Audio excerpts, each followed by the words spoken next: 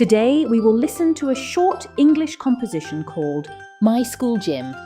My school gym is not very modern, but it is practical and important for all of us. It belongs to a public school in Romania, and even though it is not very large, it is always full of energy during physical education classes. The gym is a simple rectangular hall with high windows that let in natural light. The walls are painted in light colors, and there are wooden benches placed along the sides. The floor is made of alder wood or special sports material, marked with lines for basketball, handball, and sometimes volleyball.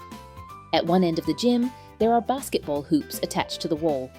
We often play basketball or small team games during class. Sometimes, if the weather is good, we also have sports activities outside in the schoolyard, especially in spring and autumn. Along the walls, there are climbing bars fixed to the wall, which we use for exercises.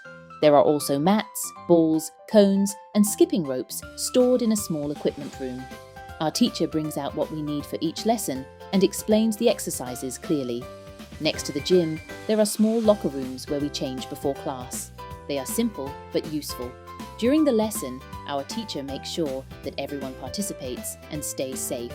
Even if our gym does not have modern machines or advanced equipment, it helps us stay active and healthy.